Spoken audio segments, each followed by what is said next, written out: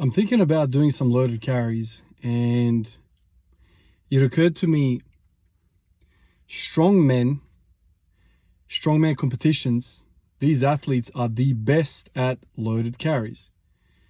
So then I started thinking about all of the possible carries that they do. Atlas stone, natural stone, farmer's carry, with the frames, with a car, with a yoke, with all sorts of different carries. And I thought to myself, I was gonna get a bunch of like two dumbbells and carry that around. Last time I did a suitcase carry, so a dumbbell in one hand, walked around, and it's all kind of very light and very cute and all that stuff. It's not really a fight. It's not a battle. It's not a wrestling match. So if you think about how wrestlers fight, or how you wrestle a bear, like, it's awkward, there's no handles, it's hard to grab a hold of, it's weird. So I thought, man, like, what can I grab that's kind of like that, sitting on my chest while I'm carrying it? And then I thought about, why don't I grab the keg that I have there? That's why I bought the keg. It was for this reason. And so then I grabbed it, I carried it one way a few times, just like with by the edges of the thing. And then I was like, oh, why don't I put it on my chest? I want to kind of bear hug it. So then I put it on my chest, and I was kind of like messing around with it. And I was like, man, this 30 kilos is, it's more difficult than I thought it was going to be, man. It's only 30 kilos, Rob, but you got to carry this thing around for a distance. So I ended up putting it on my chest and still grabbing it by the edges. And then I thought about sandbags. I thought about all these other things. I thought about getting my my farmer's handles out and all sorts of things. And I kept thinking about the strongman competitors and how naturally useful those guys are. They're like the true strong people. Their hands are strong. Everything is freaking strong about them. And I've had a lot of respect for over the years, ever since, like, if you guys remember, like Mariusz Pudzianowski, man, like that's kind of like the earliest exposure to a strength sport I could remember. I remember that on Australian freaking TV, the World's Strongest Man competition, like 08 and 07 and all this sort of stuff. It used to be just like on TV. You could watch it, them carrying those stones and throwing the kegs over the rail, or whatever the thing was, the event was called. Started thinking about all those things. Started thinking about how they deadlift, how they do everything. It didn't occur to me that they are masters of variation. Think about it. They have so many different competitions, so many different events, that they have to be strong everywhere, man, everywhere. They have to have endurance, they have to have top strength, they have to have core strength, grip strength.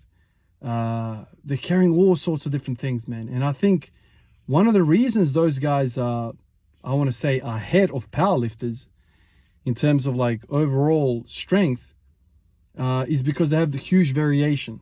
Obviously, probably,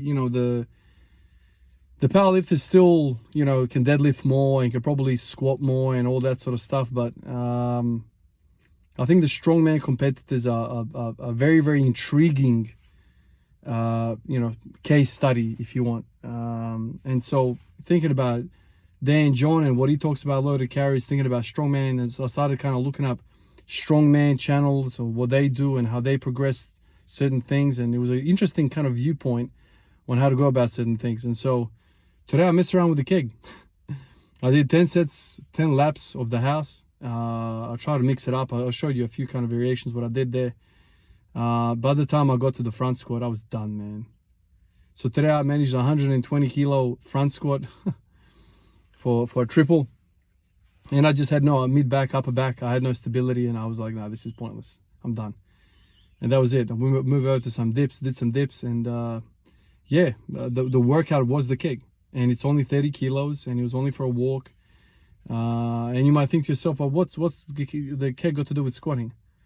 Everything, man. I don't know what muscle didn't work, man. Like, I felt my calves working, I felt my glutes, my hamstrings I felt working. I don't know how that works, but I felt my hamstrings. I mean, there was no hip extension, but just the way I was walking, I don't know. I felt my hamstrings each step, felt the glutes, felt the lower back, felt the mid back, felt the traps, felt the wrists, felt the forearms. I think the only thing I didn't feel is the quads. It's a very, very posterior chain dominant thing, man, carrying a weight. So will this carry over to deadlifts and squats? I mean, by how it felt, yes, probably I'll need to add more load. But even at 30 kilos, man, it's a fight, man. I don't know.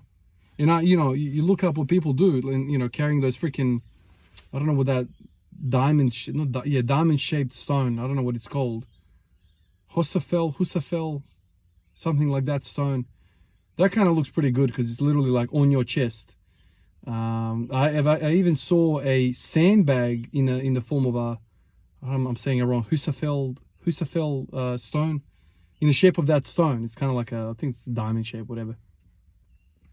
So yeah, I mean, I'd love to have one of those, carry that thing around.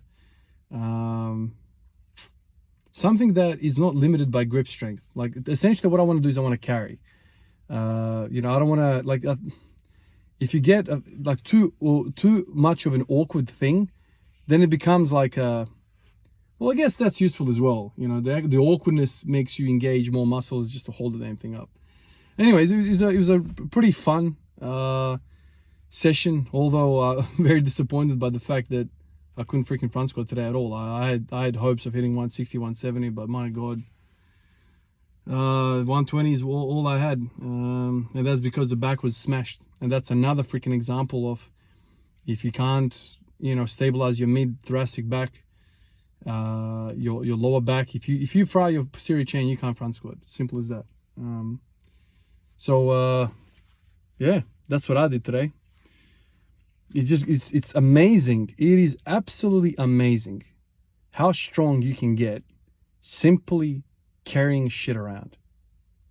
I have no doubt in my mind that if you become a keg master, if you just become really strong at carrying things, I mean, that has to carry over to deadlifting, to squats, to just posterior chain. Like, I cannot believe the engagement I got out of carrying a keg.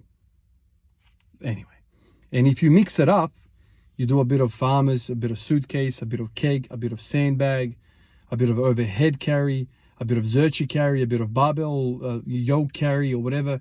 You just keep carrying shit around, man. Like, the range of motion is very, very poor, but it's a constant contraction of the core, of all the muscles, and I think it's very, very valuable. Anyway, let me get out of here, shower, and go to work, but I'll be thinking about